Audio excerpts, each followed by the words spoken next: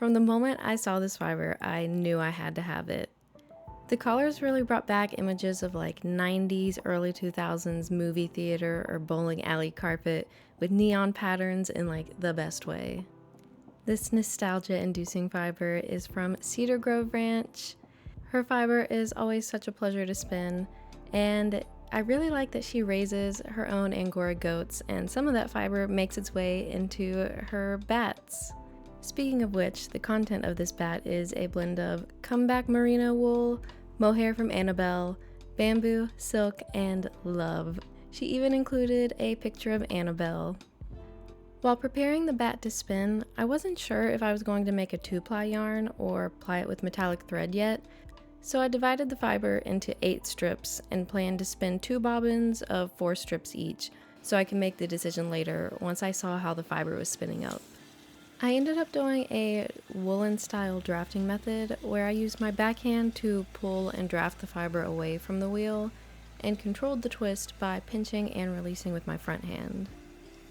Whenever I ended up with thick spots, I just pinch on either side of that section and gently untwist it and pull the fibers apart until it was the thickness I wanted. And here's a clip of me joining the end of the single with a new strip of fiber from the Batt, which is basically just holding the 2 fluffy ends together and adding twist. Because of how easy the fiber was to work with and the thickness of the singles, the fiber spun up so fast that I ended up plying it the same day, which rarely happens. I decided to ply the singles with silver metallic thread because the singles came out relatively thick, and I also thought the silver thread would just add a little extra pizzazz. I'm not exaggerating when I say how much of a pleasure it is to spin fiber from Cedar Grove Ranch. She doesn't make bats super often, so they are a real treat to get your hands on. So be sure to follow her on Instagram if you want to snag one, because they typically sell pretty fast. Here's a look at the finished yarn on the bobbin. Now it's time to wind the yarn off the bobbin and onto the niddy noddy. And then before taking it off the niddy noddy, I trim a few inches off each end and use those pieces and the ends of the yarn to secure the yarn together in 4 places with figure 8 ties.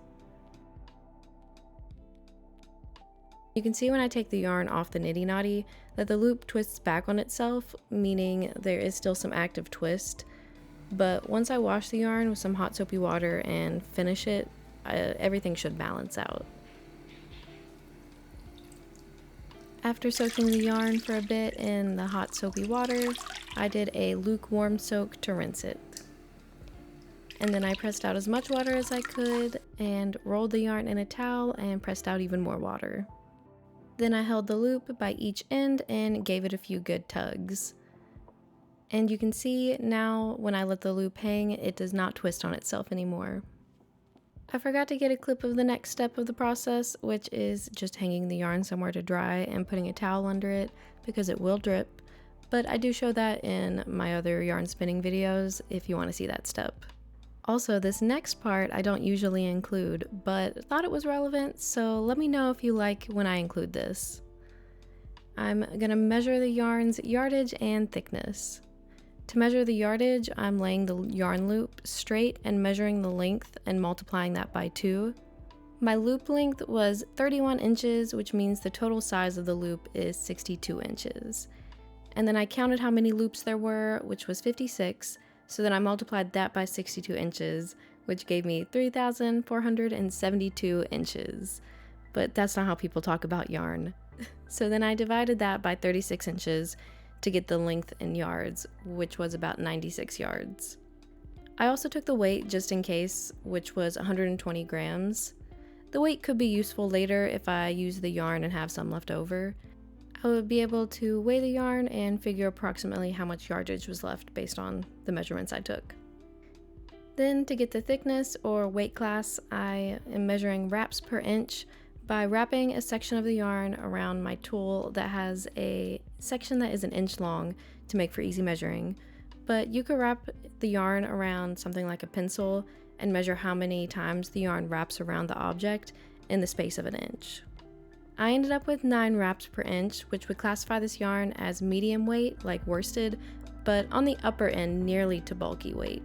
I think this is one of my favorite yarns I've ever spun, but I don't have any plans for how to use it yet. So drop me some ideas down in the comments. If you enjoyed this video, you'll probably like my other yarn spinning videos, and I'll link the playlist down in the description. Thanks for watching, and I hope to see you again soon in the next video. Bye!